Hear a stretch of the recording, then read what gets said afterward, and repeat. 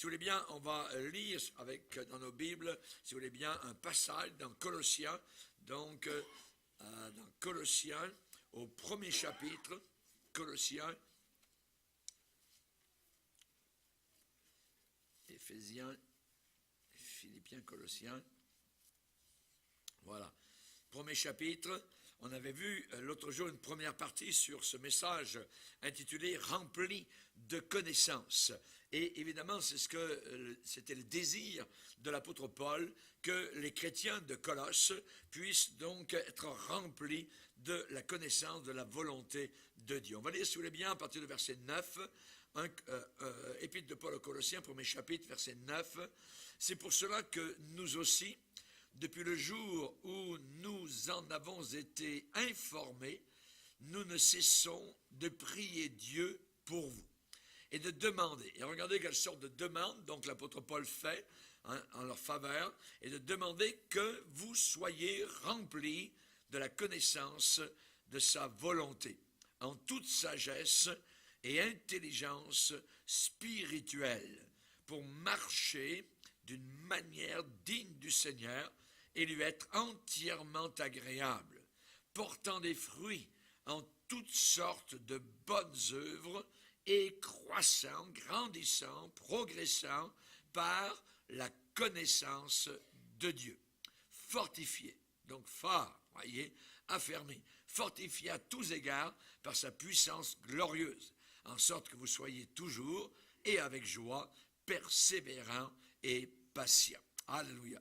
Ici, dans ce passage, c'est rempli, c'est pacté, il y a beaucoup de choses donc à apprendre, à voir, à connaître. Et particulièrement, donc, on voit que cette connaissance, on en a besoin, et Paul demandait, parce que la connaissance de notre Dieu, donc, a beaucoup, je dirais, de conséquences et de bénéfices.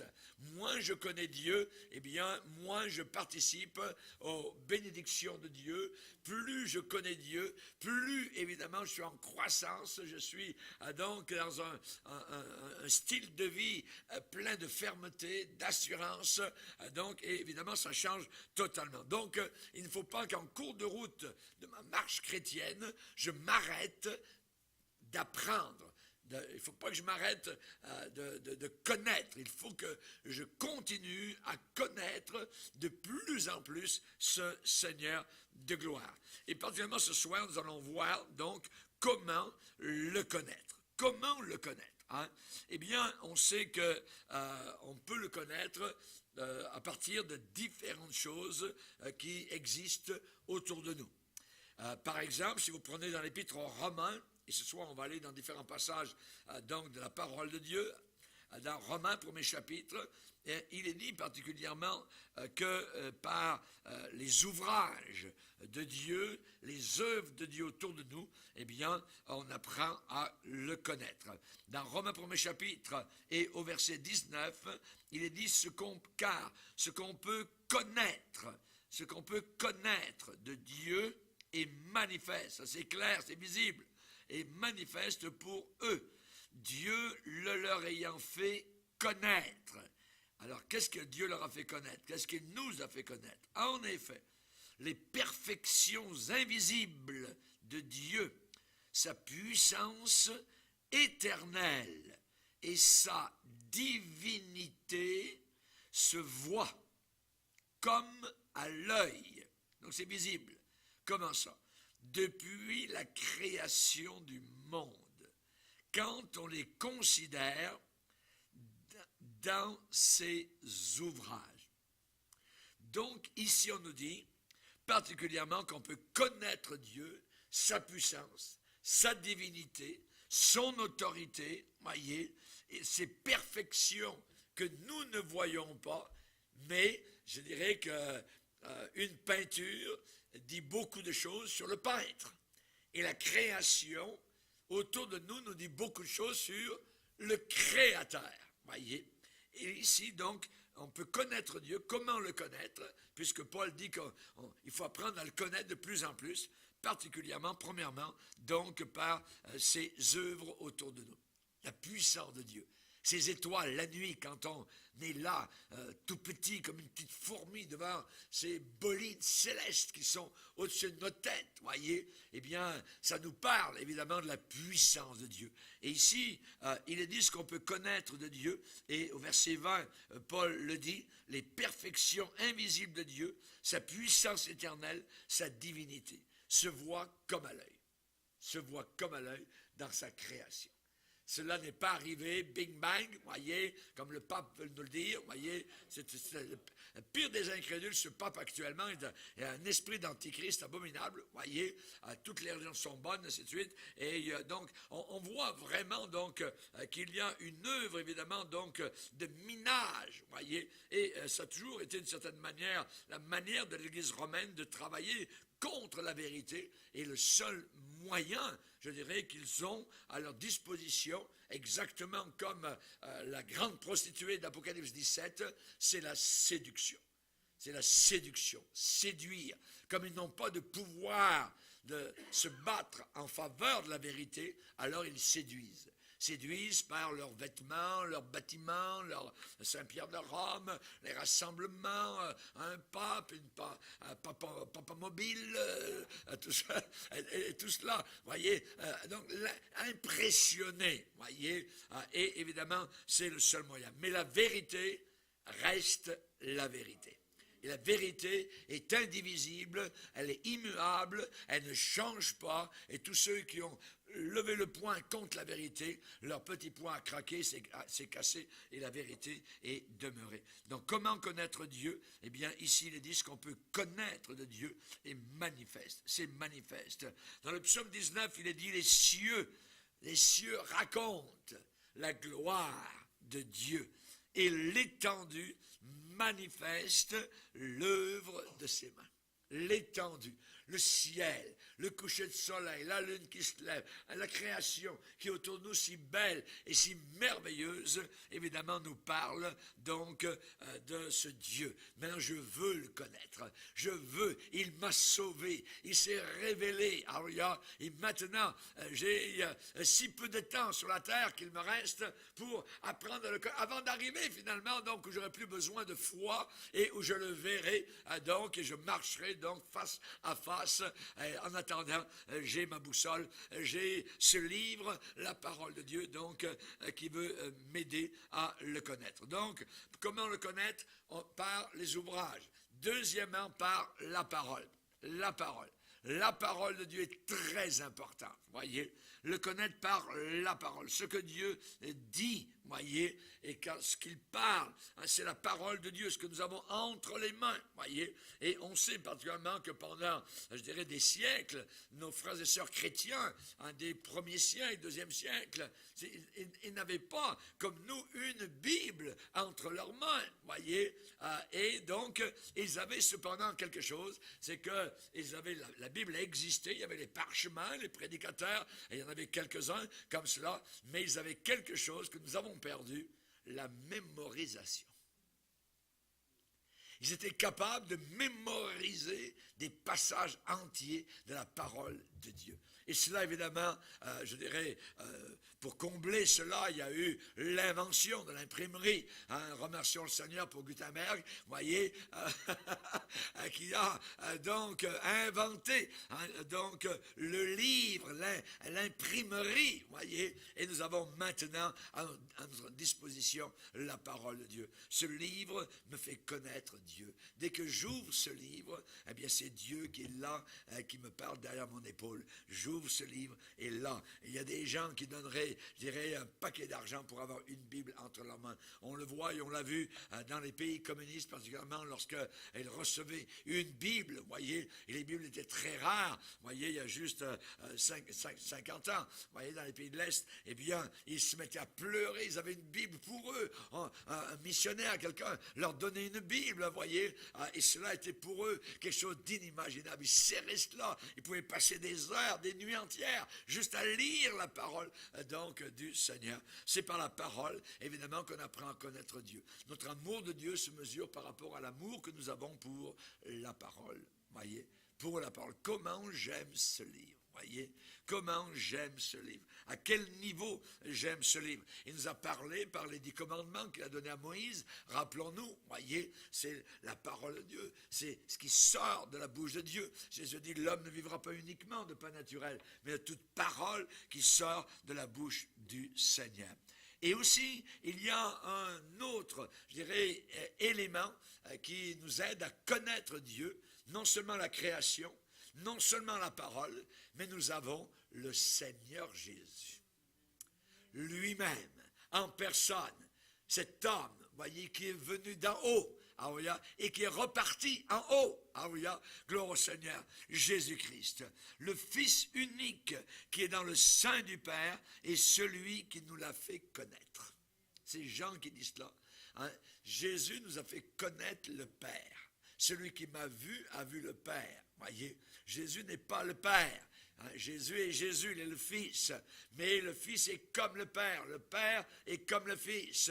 Il n'y a aucun argument entre eux. Ils agissent exactement de la même façon. C'est la raison pour laquelle, quand on apprend à connaître Jésus, alors on apprend à connaître Dieu. Amen. Et on sait, particulièrement dans Hébreux, premier chapitre, où on nous donne évidemment cet insight, cet indice, où il est dit au verset 1er, Hébreux premier chapitre, verset 1er, après avoir autrefois, donc dans le passé, à plusieurs reprises et de plusieurs façons, parlé, on parle de la parole, parlé à nos pères par les prophètes, Dieu, dans ces derniers temps, nous a parlé. Comment nous a-t-il parlé? Par le Fils. Alléluia.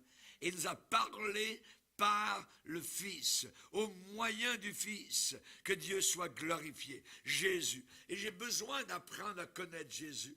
Que d'églises où il n'y a aucune prédication sur Jésus-Christ. Un an peut passer et on n'entend pas parler de la personne de Jésus. Tout tourne autour de nous, mon bien-être, mon bonheur, mon ceci, mon cela. Non! La vie chrétienne, c'est centré autour, non pas de moi, voyez, mais de Jésus-Christ, autour du Seigneur Jésus-Christ. Alléluia. On se rappelle que Philippe, un jour, est allé voir le Seigneur Jésus, et Philippe avait une requête à demander au Seigneur, et particulièrement sa requête, c'est qu'il voulait voir, donc, Dieu. Voyez, ici dans Jean 14, Philippe lui dit, Seigneur, il dit à Jésus, montre-nous le Père et cela nous suffit. Et Jésus lui dit, il y a si longtemps que je suis avec vous et tu ne m'as pas connu, Philippe. Tu ne m'as pas connu, Philippe. Philippe avait marché avec le Seigneur Jésus et il ne connaissait pas Jésus. Et Jésus a dit, celui qui m'a vu a vu le Père. Celui qui m'a vu a vu le Père. Tu ne m'as pas connu. Voyez? Évidemment, il faut connaître Jésus. Il faut apprendre à le connaître. Il faut le chercher. Il faut sonder les Écritures. Et dans l'Ancien Testament, dans le Nouveau Testament, on compare les Écritures. Voyez, on le voit dans toutes sortes, je dirais, de milieux. On le voit dans la Genèse, dans le Lévitique. On le voit dans Ésaïe. On le voit dans les psaumes. On le voit chez David. On voit Jésus-Christ. Il est toujours là. Et c'est bon, évidemment, donc d'apprendre à le connaître sous différents aspects. Et quand vous avez découvert un aspect, il y en a encore 1000 autres qui attendent derrière.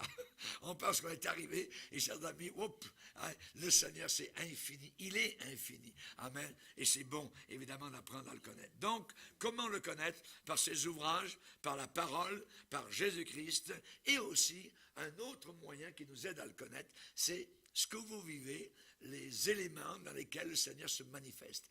On appelle ça la providence, du latin providere, qui veut dire pourvoir. Voyez, Dieu pourvoit un certain besoin. Vous avez prié, vous avez demandé, et soudain, pouf, la chose arrive. La chose est là, vous l'attendiez plus loin, et voilà qu'elle est déjà manifestée. Parfois même, vous n'avez même pas, je dirais, donné une élocution à votre prière, c'était un sentiment, peut-être dans votre cœur, et soudain, pouf, déjà la réponse est là. Mais Seigneur, que tu es bon, et des larmes montent à vos yeux. Vous voyez que Dieu a entendu votre désir. Amen. Il n'entend pas uniquement vos paroles, il entend le cœur, il entend le bruit du cœur, le son du cœur. Amen. Alléluia. On appelle ça la providence. Lorsque l'apôtre Paul était à Lystre, dans cette ville-là, il parlait évidemment à un public païen. Et là, donc, il s'est pris d'une manière et il leur a dit certaines choses, donc, en disant, eh bien, dans les âges passés, dans le passé, Dieu a laissé toutes les nations suivre leur propre voie, quoiqu'il n'ait pas cessé, qu'il n'ait pas arrêté de rendre témoignage de ce qu'il est.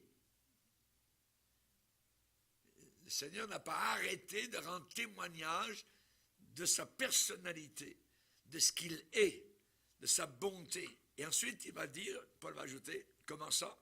En vous faisant du bien et en vous dispensant du ciel les pluies et les saisons fertiles. Alléluia. Moi, quand le printemps arrive, mon cœur est épanoui comme une fleur.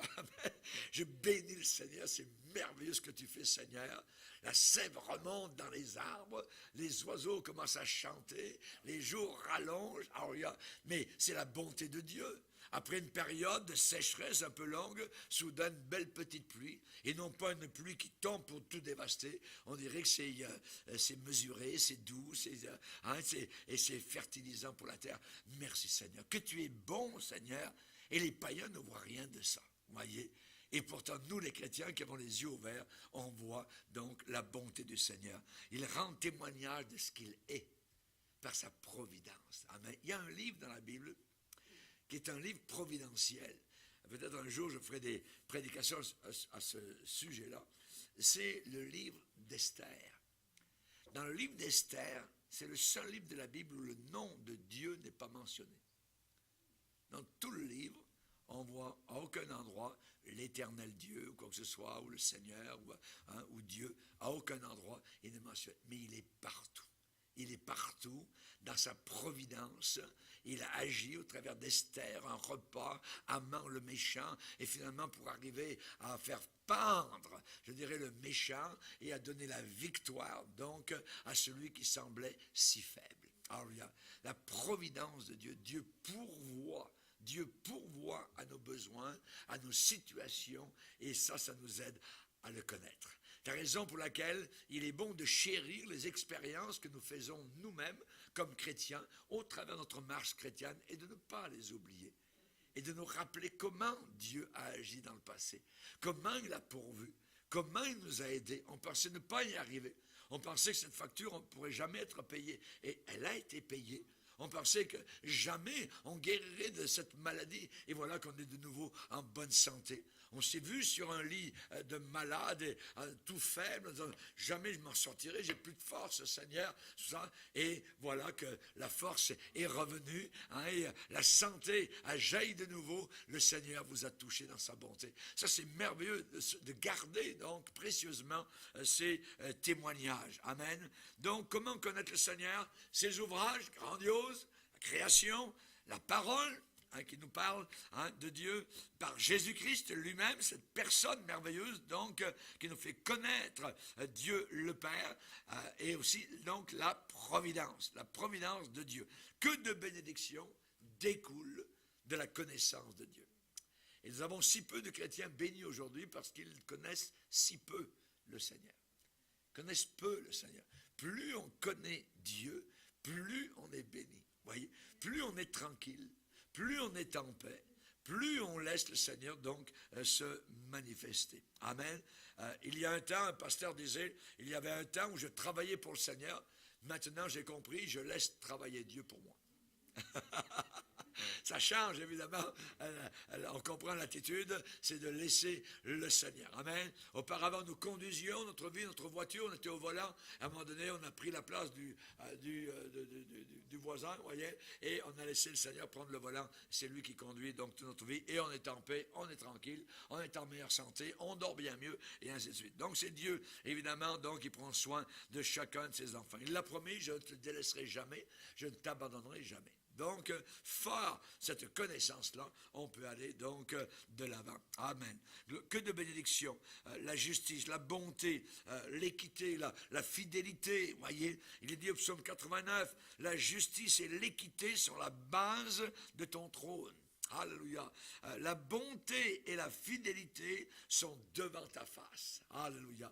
Notre Dieu est merveilleux. Plus on apprend à le connaître, il y a ensuite dans nos paroles, dans nos conversations, bien plus de sagesse, un peu moins de folie. Amen. Pas du tout parfois, donc, de folie. Sagesse de parole. Il est dit, sur les lèvres de l'homme intelligent se trouve la sagesse. Amen.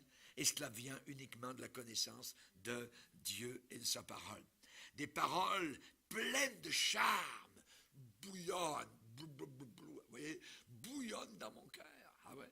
Et je dis, mon œuvre est pour le roi. Mon œuvre est pour le roi. Amen. Psaume 45.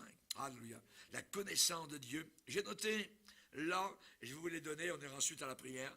Je vais vous donner 7 bénéfices. 7 bénéfice donc de la connaissance de Dieu. Plus on connaît Dieu. Et on sait que nous chrétiens, tout d'abord, on a commencé notre salut en apprenant à connaître Dieu. Or, la vie éternelle, c'est qu'ils te connaissent, toi le seul vrai Dieu.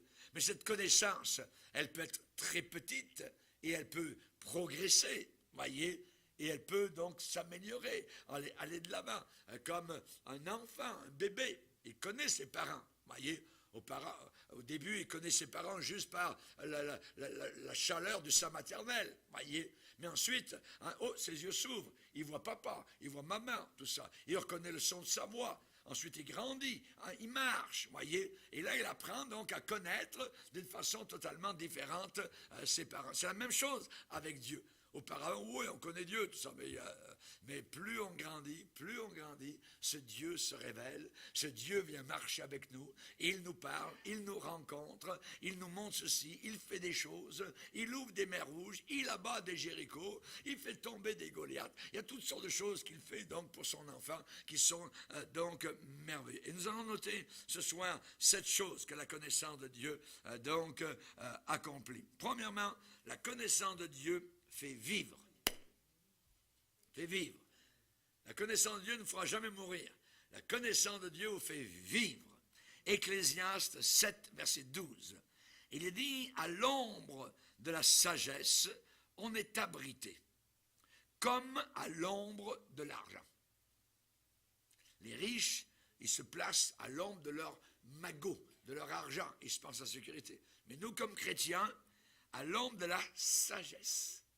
La sagesse vaut mieux que l'or et l'argent. Et à l'ombre de la sagesse, on est abrité comme à l'ombre de l'argent.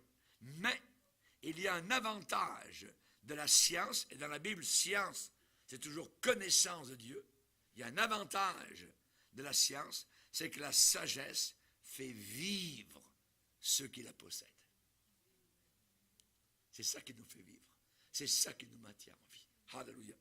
La sagesse fait vivre. Cette connaissance de Dieu nous fait vivre, nous qui possédons cette connaissance. Deuxièmement, la connaissance de Dieu nous permet de l'adorer. Vous avez vu des païens venir parmi nous? Alors que nous adorons le Seigneur, eux, ils regardent, ils ont deux yeux ouverts, ils n'adorent pas, ils ne peuvent pas adorer le Seigneur. Pourquoi? Parce qu'ils ne le connaissent pas. Ils ne le connaissent pas. Donc, ils ne peuvent pas adorer ce qu'ils ne connaissent pas. Vous savez la conversation que Jésus a eue avec la Samaritaine? Qu'est-ce que Jésus a dit? Jésus a dit à cette femme, vous, les Samaritains, vous adorez ce que vous ne connaissez pas. Nous adorons ce que nous connaissons. Alléluia. Gloire à Dieu. Amen. Vous adorez ce que vous ne connaissez pas. nous nous adorons ce que nous connaissons. Nous adorons le Seigneur, amen, et nous le connaissons. La connaissance de Dieu nous permet de l'adorer. Troisièmement, la connaissance de Dieu nous permet de connaître son amour. Son amour. Je suis aimé. Alléluia. Je suis aimé. Amen. On n'est jamais non aimé depuis que nous sommes chrétiens. Donc la connaissance de Dieu nous permet de connaître son amour. Éphésiens chapitre 3, versets 18 et 19, afin que vous puissiez comprendre et connaître l'amour de Christ qui surpasse toute connaissance. Alléluia. Gloire à Dieu. Amen. C'est comme si nous sommes le petit coquillage au bord de l'océan. Amen. Et soudain les flots arrivent, l'eau est dans le coquillage et le coquillage est dans la mer. L'amour de Dieu, c'est une vague immense, amen, qui nous remplit, afin que nous puissions comprendre et connaître l'amour de Christ qui surpasse toute connaissance. Ça surpasse toute connaissance. Quatrièmement, la connaissance de Dieu nous permet de croître en Christ, de grandir dans le Seigneur. Amen. Exactement comme une plante, je ne sais pas si vous avez déjà fait ça le long de vos maisons ou dans vos jardins, vous voyez, des plantes grimpantes. Au printemps, hein, vous les voyez, elles commencent à monter le long du mur, vous voyez, puis vous revenez, 6 jours après, pouf, c'est rendu à votre fenêtre, vous voyez. 3 jours après, c'est rendu au-dessus de la fenêtre, vous voyez. Ça grimpe le long, les plantes grimpent. C'est la même chose, nous devrions être comme des plantes grimpantes. Amen. Il faut s'accrocher. La plante s'accroche à toutes sortes d'endroits. Et la connaissance de Dieu nous permet donc de grandir, de croître, de connaître donc mieux le Seigneur Jésus. Éphésiens 4, verset 13. Jusqu'à ce que nous soyons tous parvenus à l'unité de la foi et à la connaissance du Fils de Dieu. Alléluia. Colossiens 1, 10. Colossiens 1, verset 10, croissant par la connaissance de Dieu. Je ne peux pas grandir si je ne connais pas Dieu de plus en plus, dans cette connaissance. À ce moment-là, je régresse. Parce qu'il n'y a pas de statu quo dans la vie chrétienne. Pourquoi? Parce que ça monte tout le temps. Comme un bicycle, vous voyez, si vous arrêtez de pédaler, pouf, c'est terminé. Vous voyez, le vélo tombe. Et donc, comme on n'est pas sur du plat, vous voyez, la vie chrétienne, ça monte tout le temps. Alors évidemment, donc, il faut grimper, il faut aller de l'avant, il faut croître, vous voyez, il faut évidemment donc s'accrocher. Et on sait dans le psaume 92, verset 12, eh bien que les justes croissent comme le palmier du désert. Quelle belle image! Comme le palmier du désert. Alors, tout est sec, tout autour, et soudain, vous tombez sur une palmeraie. Le moment en plein désert, il y a une palmeraie, vous avez une cinquantaine de palmiers, c'est que quelque part, même si vous ne le voyez pas, il y a de l'eau dans le sous-sol. Et les palmiers sont capables de creuser, les racines descendent pour aller chercher la fraîcheur, l'humidité et l'eau qui est dans le sous-sol. Et en plein désert, là où il fait 40 degrés, 50 degrés, vous avez de la verdure à cause des racines invisibles. Et nous devrions être comme cela, grandir, croître comme des palmiers en plein désert. Alléluia, gloire au Seigneur. Ensuite, la connaissance de Dieu, il fallait assez rapidement. Cinquièmement, la connaissance de Dieu nous permet de nous retirer des souillures du monde. Tous ces chrétiens qui vont jouer dans le monde, dans les plates-bandes du diable, vous voyez, la seule raison, c'est parce qu'ils ne connaissent pas le Seigneur, ou si peu. Et plus vous connaissez Dieu, plus vous vous retirez donc de l'esprit mondain, voyez. Ça nous permet, connaître Dieu nous permet de se retirer des souillures du monde.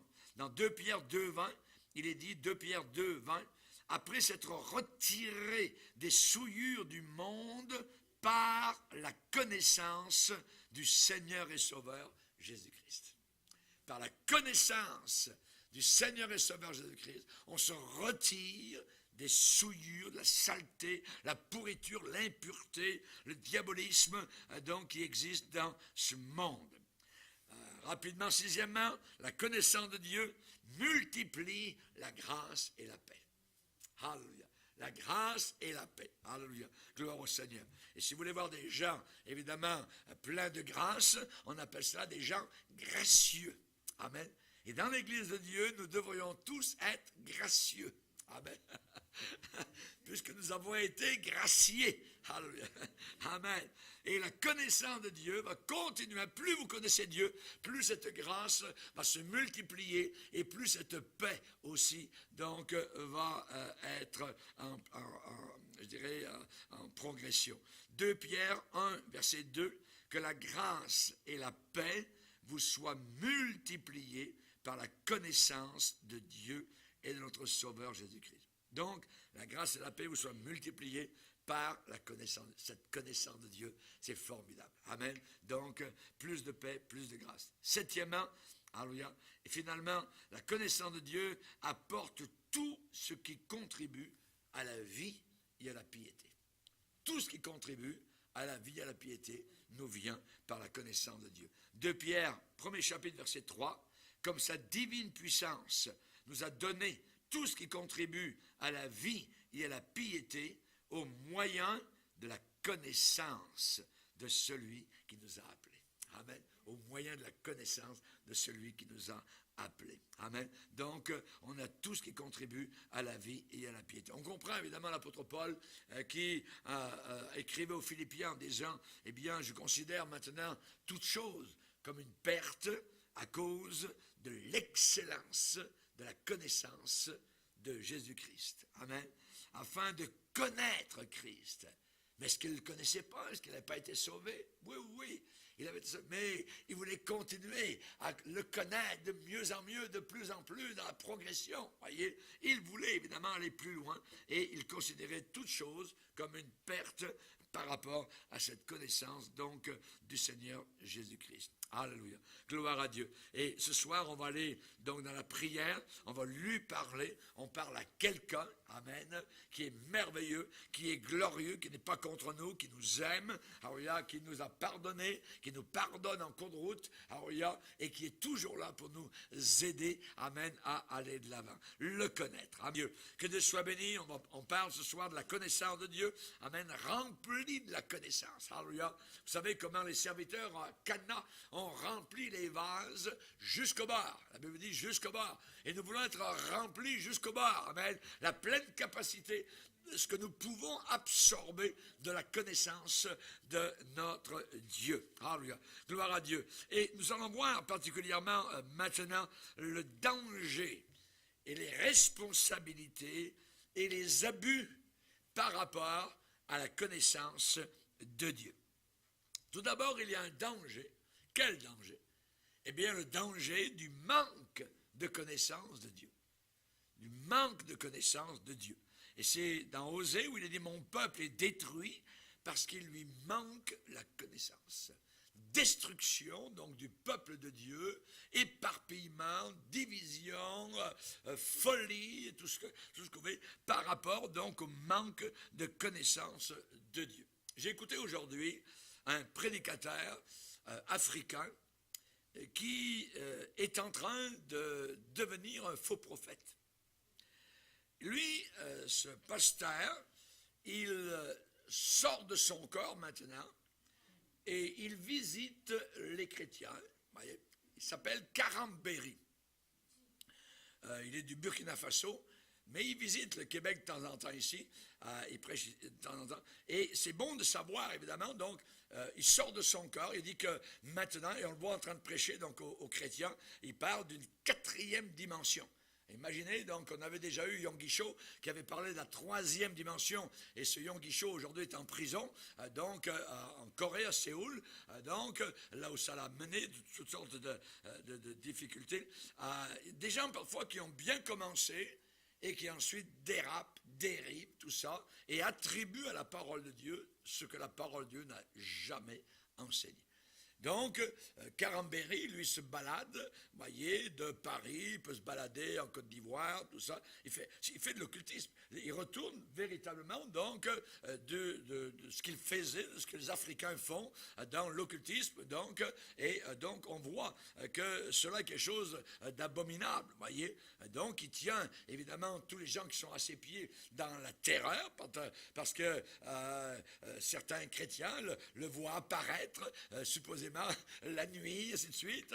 Et là, donc, c'est un contrôle quasiment complet sur toute l'Assemblée, parce que, donc, votre pasteur, donc, sort de son corps, vous visite à distance, rentre dans votre chambre, rentre dans votre salon, rentre dans votre cave, dans votre grenier, ainsi de suite. C'est abominable. Donc, on voit qu'actuellement, donc, il y a toutes sortes de choses, de fausses doctrines qui sont véhiculées sur le dos de la parole de Dieu. Et les chrétiens qui sont assis sont des proies faciles de ces gens-là, à cause peut-être, je ne sais pas exactement d'où il vient, mais en tout cas à cause de la crédibilité peut-être que ces gens-là ont eu auparavant. Donc, les gens continuent à croire donc des folies qui ne sont pas approuvées dans la parole de Dieu. Donc, il y a un grand danger. Et le Seigneur a parlé, évidemment, donc, de ces faux prophètes qui, comme Balaam, ont bien commencé et ensuite sont passés dans le camp de l'ennemi. Mon peuple est détruit parce qu'il lui manque la connaissance. Voyez? Et il y a beaucoup de chrétiens aujourd'hui qui ne veulent pas de cet enseignement de la parole de Dieu. Je dis bien l'enseignement. Ils veulent qu'on les émousse, qu'on fasse vibrer leur sens, voyez, sauter, crier, tout ça, mais ça mène absolument à rien. Et en réalité, il n'y a pas d'enseignement, il n'y a aucun enseignement qui est donné. Et ces chrétiens, évidemment, à un moment donné, sont ballottés à n'importe quel vent donc de doctrine. Mon peuple est détruit, on parle de destruction, et c'est grave, on parle de gens qui descendent vers l'enfer, de gens qui sont détruits parce qu'il leur manque la connaissance. Et Dieu dit, puisque tu as rejeté la connaissance. Donc à un moment donné, ce n'est plus uniquement, on ne leur donne pas la connaissance, mais il y a l'autre degré où la connaissance est donnée et où l'on rejette complètement cette connaissance. Et Dieu de dire, voilà ce qui va t'arriver, puisque tu as rejeté la connaissance, je te rejetterai. Voyez. Donc, c'est dans Osée chapitre 4, verset 6, et c'est très, très important. Raison pour laquelle un roi en Israël devait chaque jour lire la Bible. Il devait avoir une copie de la Bible pour y lire chaque jour, pour que ça le garde dans l'humilité, voyez, pour qu'il ne s'élève pas au-dessus de ses frères et qu'il ait toujours sous les regards la crainte de Dieu. Voyez. Le roi en Israël, c'est dans Deutéronome chapitre 17 où l'on parle de cela, on n'ira pas le voir, mais c'est simplement donc d'avoir toujours donc l'enseignement de la parole, de la connaissance de la saine doctrine. Paul va dire aux Corinthiens, il va les reprendre, donc il va dire quelques-uns ne connaissent pas Dieu, je le dis à votre honte. Donc des gens qui étaient à l'intérieur de l'église de Corinthe, puisque Paul a écrit aux chrétiens de Corinthe, et dans cette église-là, il y avait des gens qui ne connaissaient même pas Dieu. Il le dit là, 1 Corinthiens 15, 34, quelques-uns ne connaissent pas Dieu, je le dis à votre honte. Ouais. On sait que Jésus a dit au Père, il a parlé à son Père, or la vie éternelle, c'est qu'ils te connaissent, toi, le seul vrai Dieu. Le seul, amen, il n'y en a pas d'autre. Alors, que Dieu soit glorifié. Donc, on voit le danger du manque de connaissance de Dieu. Ensuite, on voit les responsabilités qu'engendre la connaissance de Dieu. Si je connais Dieu, alors je deviens responsable. Je deviens responsable. Je n'ai pas uniquement des droits, mais j'ai en même temps des responsabilités. Et on sait donc la fameuse charte des droits et libertés, voyez, on insiste sur le mot droit, droit, droit, voyez, mais on oublie les responsabilités, voyez. C'est toujours, c'est mon droit, c'est mon droit, c'est mon droit, c'est le droit des homosexuels, c'est le droit de ceci, c'est le droit des pédophiles, bientôt c'est le droit de n'importe quoi, voyez, on oublie les responsabilités. Les responsabilités. Et nous, si nous connaissons Dieu, eh bien, nous avons des responsabilités. Évidemment, donc, la parole de Dieu, on va le lire, cela. C'est très intéressant dans Luc 12. Luc chapitre 12, et particulièrement, donc, il est dit ici, au verset 47, le serviteur qui, ayant connu, donc on parle de connaissance, le serviteur qui, ayant connu la volonté de son maître, n'a rien préparé et n'a pas agi selon sa volonté, sera battu d'un grand nombre de coups. Mais celui qui, ne l'ayant pas connu, a fait des choses dignes du châtiment, sera battu de peu de coups. On demandera beaucoup à qui l'on a beaucoup donné, et on exigera davantage de celui à qui l'on a beaucoup confié. Voyez, donc ici, verset 47, le serviteur qui, ayant connu la volonté de son maître, n'a rien préparé et n'a pas agi selon sa volonté. Donc ça, c'est évidemment grave. Connaître ce que Dieu veut et ne rien faire. Connaître la volonté de Dieu et ne pas agir selon cette volonté connue. Voyez, donc c'est grave. Et il y a des coups qui attendent évidemment ces gens-là.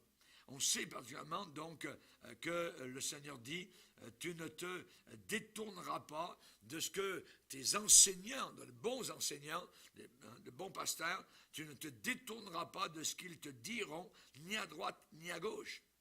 Et l'homme, c'est dans l'Ancien Testament, regardez, dans Deutéronome 17, l'homme qui par orgueil n'écoutera pas le serviteur de Dieu sera puni de mort.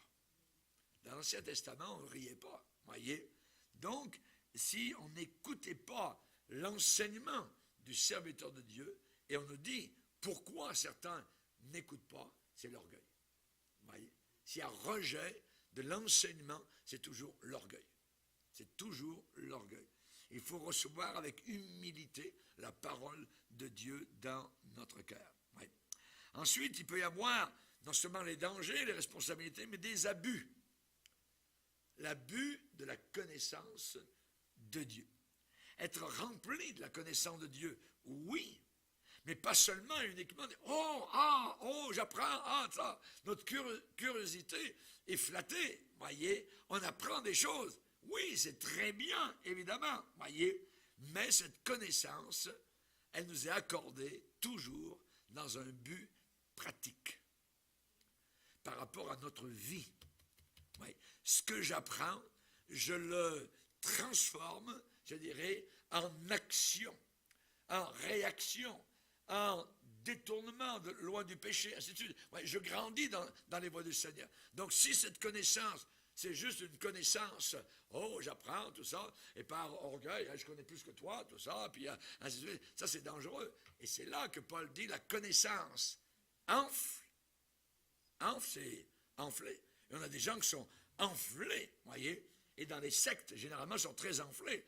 On a eu des mormons un jour qui étaient dans une de nos réunions, tout ça, et à la fin de la réunion, il a parlé à quelques chrétiens, on a vu tout de suite, c'était un mormon, tout ça, et il nous a parlé du sacrificateur, tout ça, Melchisédek, ainsi de suite, et là, il était bouffi, évidemment, donc, d'une connaissance toute tordue, mais orgueilleux, il leur dit, vous connaissez rien, tout ça. Et le moment où il y a orgueil à cause de ma connaissance, je suis en danger. Il faut, la Bible dit, la connaissance enfle, mais l'amour, la charité édifie. Alléluia. Donc c'est très bien de connaître, de continuer à apprendre. Il faut pas lâcher, mais il ne faut pas que cette connaissance m'enfle, me mette dans l'orgueil. Cette connaissance devrait m'amener au contraire dans l'humilité. Dieu est si grand, Dieu est si merveilleux. Les jugements de Dieu qui s'en viennent sont si forts. Seigneur, garde-moi. Garde-moi près de toi. L'humilité. Ça, c'est la bonne réaction. Amen. Et je bénis le Seigneur de ce que, dans notre assemblée, particulièrement, on n'a pas de ces têtes enflées, comme je dirais. Donc, on a des gens donc humbles, des gens qui acceptent, des gens petits, et on veut garder, évidemment, cet esprit dans notre assemblée pour continuer, évidemment, à avoir la bénédiction du Seigneur. Amen. La connaissance qui ne se traduit pas dans une marche avec Dieu plus près de lui, à ce moment-là, c'est seulement pour alimenter notre orgueil. C'est un aliment donc pour l'orgueil. N'oublions pas, nous comparaîtrons tous devant Dieu, un par un, et Dieu a le temps. Vous voyez, il a toute l'éternité, un par un. Et parfois j'y pense, je me dis, je serai tout seul devant ce grand Dieu tout-puissant. Et toute ma vie, depuis que je suis sauvé, il va me la passer sous les yeux. Peut-être que, comme sur la terre, on est capable de repasser le film, où auparavant c'était rembobiner la bobine, tout ça. Le Seigneur est capable de tout nous faire voir, évidemment, notre vie. Donc, évidemment, tremblons et soyons dans la crainte. Évidemment, donc, il faut réfléchir. Nous comparaîtrons tous devant le tribunal de Christ. Que Dieu nous aide, que Dieu nous aide. Amen, alléluia, gloire au Seigneur. Donc un chrétien, évidemment, peut-il marcher au hasard, petit bonheur, la chance? Jamais de la vie, jamais. Nous ne marchons pas comme cela dans l'Église du Seigneur. Dieu a un plan pour chacun de nous. Il a une volonté pour chacun d'entre nous. Si je suis ici, pasteur de cette assemblée, c'est parce que c'est la volonté de Dieu. Sinon, je serais ailleurs. Voyez, parce que sa volonté, elle est là. Alléluia, alléluia. Et je bénis le Seigneur de ce que mon nuage, il est là sur la ville de Chambly. Amen. Alléluia.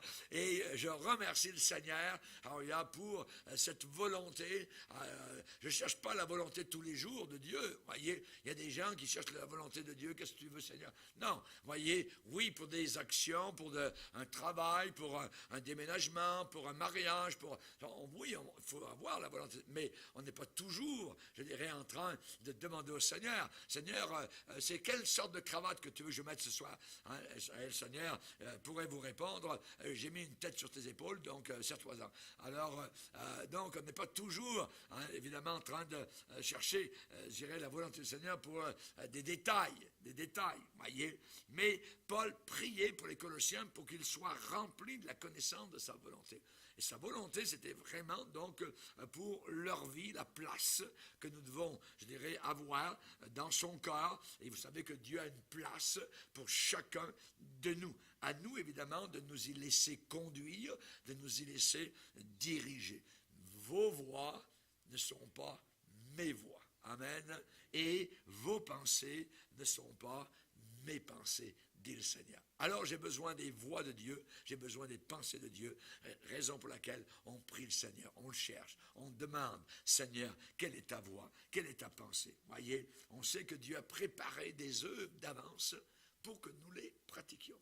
Voyez, et particulièrement pour notre nouvelle assemblée, on dirait que c'est comme si le Seigneur a ouvert donc devant nous, je dirais, un plat en disant, regarde, c'est pour vous. Voyez, ça fait 8 ans que le bâtiment est à vendre et le propriétaire n'a pas eu une seule demande. Voyez, une seule proposition d'achat. Voyez, et nous, on arrive 8 ans après tout ça, et c'est le temps. Parce que là, c'est trop petit. Ici, on a besoin d'autres locaux, tout ça. En plus, c'est déjà zoné, donc, lieu religieux par la ville. Donc, on remercie évidemment le Seigneur. Et c'est comme si le Seigneur dit, maintenant, mets-toi au travail. Et donc, on a béni le Seigneur. Donc, pour cela, c'est les œuvres de Dieu. On va lire un passage qui va, si un jour il y a quelqu'un qui vous demande un conseil pour la direction de Dieu dans sa vie, généralement, moi, je m'en vais toujours vers ce verset que je vais vous donner. Psaume 32, verset 8. Psaume 32, verset 8.